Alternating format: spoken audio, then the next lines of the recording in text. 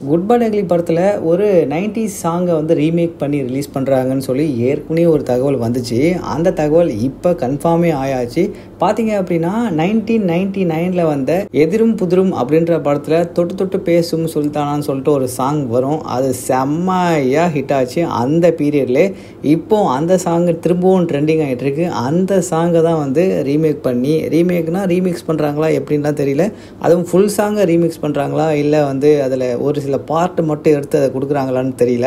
ஆனால் அஃபிஷியலாக கன்ஃபார்ம் பண்ணிட்டாங்க இந்த சாங் கண்டிப்பாக குட் பேட் அக்லி மூவியில் இருக்க போகுது அப்படின்றது. ஸோ இந்த சாங் எப்படி இருக்க போகுது அப்படின்றது இப்போ ஒரு பெரிய எதிர்பார்ப்பாக இருக்குது. தலையே இந்த சாங்க்கு ஏதாவது ஸ்டெப்பு போட்டிருப்பாரா அப்படின்னு தெரியல. ஏன்னா லியோ படத்தில் நம்ம தளபதி வந்து ஒரு அற்புதமான ஸ்டெப் போட்டிருப்பாரு கருப்பாய் அந்த சாங்க்கு.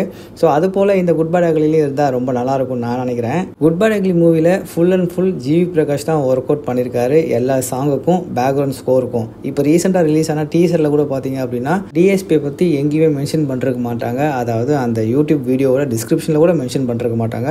ஸோ அவர் வந்து ஏற்கனவே இந்த படத்துக்கு கொஞ்சம் ஒர்க் பண்ணியிருந்தார் சொல்லியிருந்தாங்க இல்லையா. ஸோ அதெல்லாம் ஃபுல்லாகவே எடுத்துட்டாங்களோ என்னமோ. ஸோ இப்போதைக்கு GV Prakash full and full எல்லா வேலையும் இந்த குட் பேட் அக்லி மூவிக்கு பண்ணுறார் அப்படின்றது அஃபிஷியலாக திரும்ப ஒரு தடவை கன்ஃபார்ம் பண்ணியிருக்காங்க. ஸோ ஓகே மக்களே, நீங்கள் இந்த தொட்டு தொட்டு பேசும் சுல்தானா சாங்கு வந்து எப்படி வந்தால் நல்லாயிருக்கும், தலை வந்து ஆடினா நல்லாயிருக்கும்னு நினைக்கிறீங்களான்றதை கமெண்டில் போட்டுருங்க.